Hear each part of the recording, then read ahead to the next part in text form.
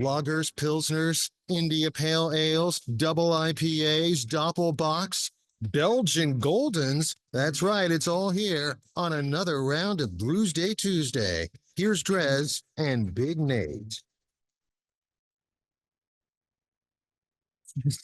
45 minutes a day. Extra clicky happy today. I don't know why. We'll just do it. It is Brewsday Tuesday. We're drinking summertime beers, summertime wheat ales to be exact. These limited release Southern Tier Brewing Company. Southern Tier out of North Kakalaki. Are they? I have no idea. No, New York. New York. You know, that southern. It's very southern. New York, yeah, super southern. So yeah, they have a now. Granted, this is some of the beer I got at my trip down to North Carolina. They had a variety pack at Ye Old Total Wine. So I'm not sure. I don't know if I've seen these around here or not. You probably find them. Southern Tier. I mean, you can get Southern Tier around here. So I would imagine this is probably. I say, but Southern Tier is one of those that like I almost have to go out to Blacksburg to get it. Yeah. It's inconsistent in my usual stops. I don't know, but I do like Southern Tier. Yeah, no, they usually have some decent stuff. So these are all summer wheat ales of different flavors. I just popped open Mango Rays, so it's Rays, the mango. So we had first round with Sea and Surf. I have Rays, and you have the Raspberry Shine, or Raspberry, if you want to pronounce every damn letter. Rasp. And I just in the break put 2 and 2 together. The labels, if you look at that little like window on the side, has the fruit in case you were unsure. Oh, you're right. Although nice little dockside scene. I don't know, is that a mango or is that looks like an orange? Sure, an orange. Yeah, that looks. Yeah. Show the bottom end of a mango so you can tell it's definitely a blueberry, definitely a grapefruit, and yours is definitely a raspberry. So. But yeah, I kind of like that. I did not notice that. Otherwise, it's all the same. They got the little dock and a floaty ring, life ring. Yeah, I don't know life preserver how reliable those things actually are either. Look, they've stopped using them on large vessels because what'll happen is because they're dense. Is they throw them out to the person in the water and hit him in the head, and knock him unconscious. Like, well, you were drowning before. Now you definitely are. Yeah, they always did seem a bit. Yeah, I don't think you're supposed to throw it exactly at the person. But every time you go to the you play the ring toss game at the carnival, you're supposed to get it right on there. So why would that? That's where we get all of our rescue training is the carnival or the fair. I'll say carnival, also very good summertime thing. The fair as well. What's some of your favorite summertime activities there, Nate? I mean, I love grilling. You know, I mean. You have to have a beer while you're grilling. Of course. And I just got a new grill. Cooking outdoors is fantastic. And it's even better because, I mean, I don't know if you guys run into it as badly as I do, but it seems like for whatever reason, when I'm cooking in our kitchen, it ends up getting so damn hot. Whereas if I'm cooking outside, I come inside into the air conditioning, and it's like sweet relief after slaving over dinner. No, there is something to be said about being able to just pop out there, flip the burgers, and then you can run back into the AC. Yeah, there is certainly something to it. Now, obviously, I think from previous chats of excursions out in the water and river, I'm a big fan of floating the river. In fact, I just did it this weekend, had some friends in town and stuff. I guess, do you like it? It's just your wife that's anti-river floating? River stuff? I love it. I'm a big fan in general of natural bodies of water, rivers, ponds, creeks, lakes, oceans.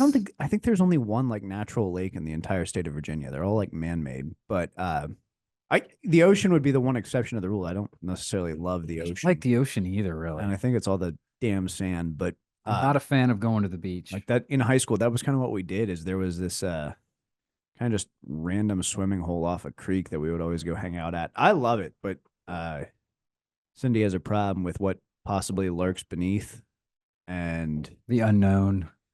I honestly think her biggest fear is leeches.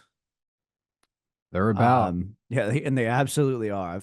It's not a big deal. They come right off. But so like the best we've been able to do with the kids is there's that little creek, Connolly's Run in Radford. Like if you go to Wildwood Park, there's a perfect place to go enter and kind of catch crayfish with the kids. I love doing that, but I've yet to get any of the children in the river, which kind of sucks. Because it just mommy won't allow it. Yeah. Yeah, maybe one of these days. Well, Is it just because of that the hook experience, or is it something else that traumatized her, or I think that was more the final straw than anything else. what else happened? Nothing. There's no trauma. It's like the same thing. She's like afraid of spiders, and she'll anytime there's a spider in the house, it's like, have you ever been bitten by a spider? Have you ever been attacked by a spider? No. Then where does this fear come from? I think there's just some deep-seated instinct that's like A lot of people are ingrained in our afraid of brains. spiders, though. But I mean, I guess a lot of people are afraid of the water as well. It just nothing that I can determine. Her dad is a career paramedic though, so he Horror stories. definitely run calls where people have come out of the water not alive. Mm. So there could be that, but that's tenuous at best. We're all capable swimmers. Now I know Lackland's very young and little, but are all you? Yeah, but say yeah, all swimmers, all your kids can swim.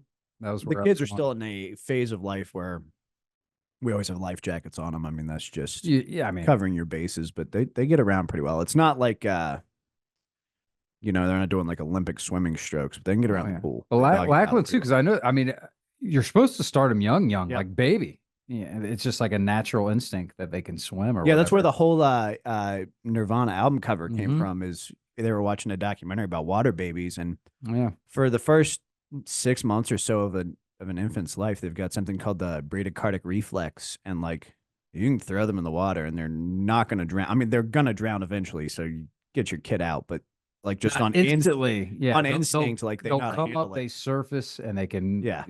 paddle or whatever. Yeah. It actually is pretty damn cool. Pretty wild, pretty wild. But yeah, I am a huge fan of floating the river, no doubt about that. And grilling, that's another good summertime dealie. Trying to think of what else is good summertime. I mean, The days are longer. that is true. You like a good campfire? I do like a good campfire, but the key to that, I think, is having tunes and beer and just not having to go anywhere the next morning. I feel like you can't have a campfire without s'mores as well. Yeah, it's I true. mean, that's a staple. It's a must, if you will. I think the last time I had s'mores was at your house. So it has been far too long since I've had s'mores, which is probably a crime I need to rectify with the kids. You know what was sad was I purposely went out and got the s'more stuff when we went on that RV trip, I guess week before last or whatever in North Carolina. We never did a fire pit. Never even used any of it. Oh, It was just, I guess it was a combination of it was always damp and the fact that pretty much each evening we went out to do something. And so by the time you get back, it's like, what are we going to start a fire pit at 10 p.m., so just never, didn't quite happen. Didn't happen. But well, you're going to have a s'mores party soon. well, dude, that's the other thing. We have a fire pit in our backyard. Nice fire pit. I think we've used it. I could count on one hand. Probably, I bet I've started a fire in there maybe 3 times. And I don't even know how many years that we've had that fire pit, that's just sad. We really need to have more fire pits. I think More you've fire. got the s'more supplies. Fire, You've got more the fire. wood. I think you need to have a fire. I think that's true. Yeah. what's Did what's BB doing this evening? Yeah, that's a good question. We'll have to get that sorted. What did you end up getting because I know you were offering wood because you just took down some trees or something? Tree is Did you get that all sorted? down. Wood is just kind of hanging out, waiting for someone to come grab it. Okay. And the important thing is the tree is down. But it's in its entirety. Did you cut up the tree? Oh, it's cut. Oh, so anyway, but it's not. So it's how big is the tree? It's just like It's logs. cut into It's logs, logs. yeah. So it's It's not not like firewood. you're gonna need a wood splitter. Gonna need to get to chopping. What kind of tree is it? I mean, I know that different wood is better for burning than other. I think they're oak. I'm not. Ooh. I'm not good at Actually, I don't know if is oak a good one for burning. Well, that's the I thing. know that's good I, for building furniture. I know, like apparently pine, you're not supposed to burn it in your house, like if you have a fireplace, because it's full of like creosote. But I don't know about oak. Um, would be interested to know. I just found out recently that locust doesn't burn super fast, but that's like what moonshine makers were using during the prohibition was locust trees, because they burn like low and slow, so it wasn't uh producing so much light and heat that anyone could see it.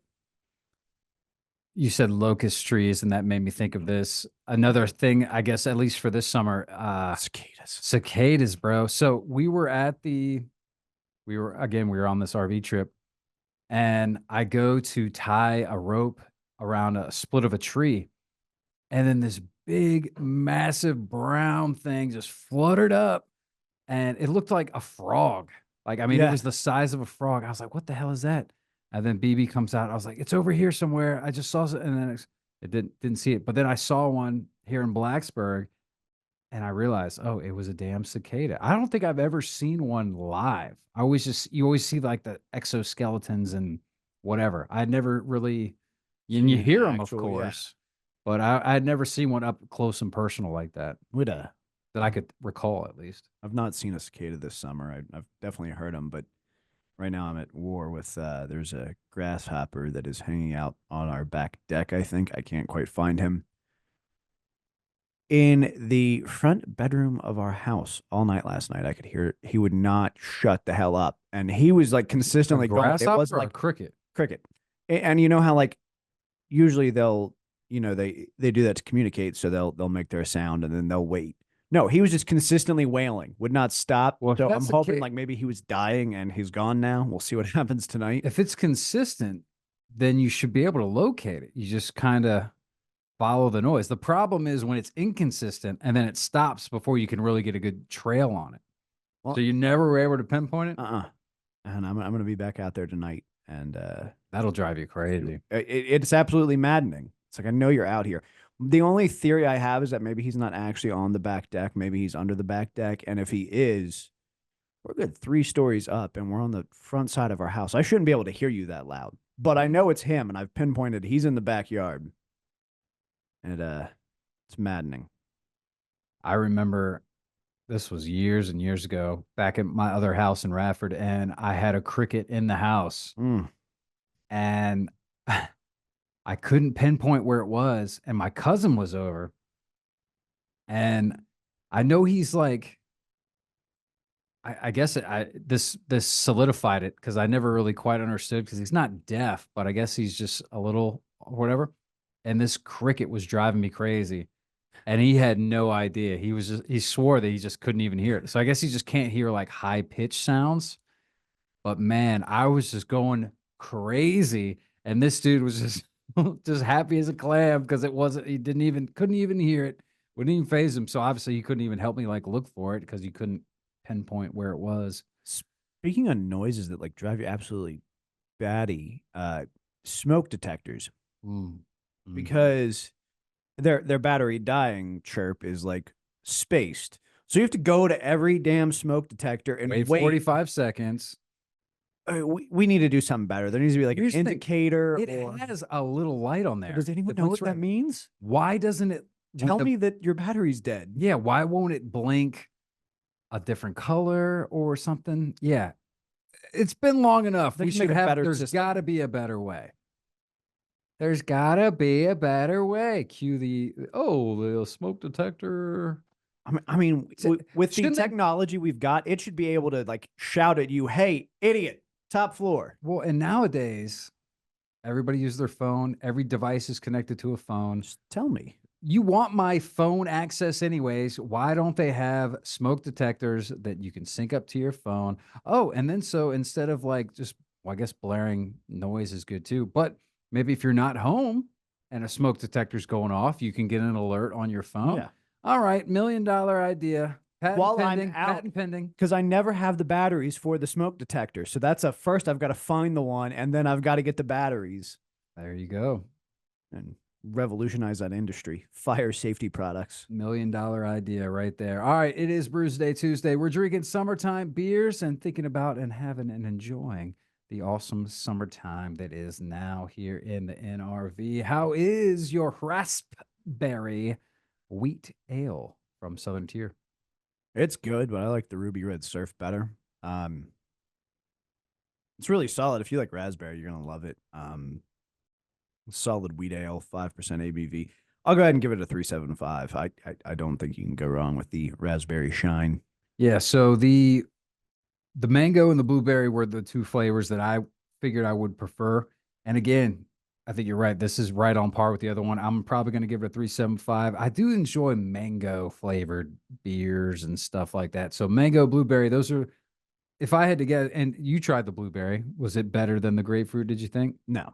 No? I like the blueberry. I think 3.75 was Spot on. absolutely fair for that. So they're all hovering right around there. Nice, light, easy drinker. And of course, these are the types of beers that aren't super beery. Like I bet BB might even like, or could probably Easily muster sip on a few of these. So if you see it out there, the Southern Tier Summer Wheat Ale Pack, buy it while you can. It is a limited release.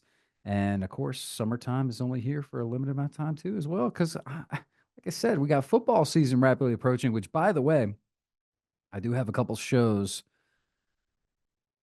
that are football related that I'm looking forward to doing. But we still got a week or two, still got a couple weeks. So we'll probably continue to just be popping tops next week unless something else comes up. We'll see. Fine by me. But I'm looking forward to when football season comes around, as you should as well. That's a wrap on Brewsday Tuesday. JT is up next doing the Just Tunes thing, and he will keep the rock and roll flowing for you right here on 105.3 The Bear.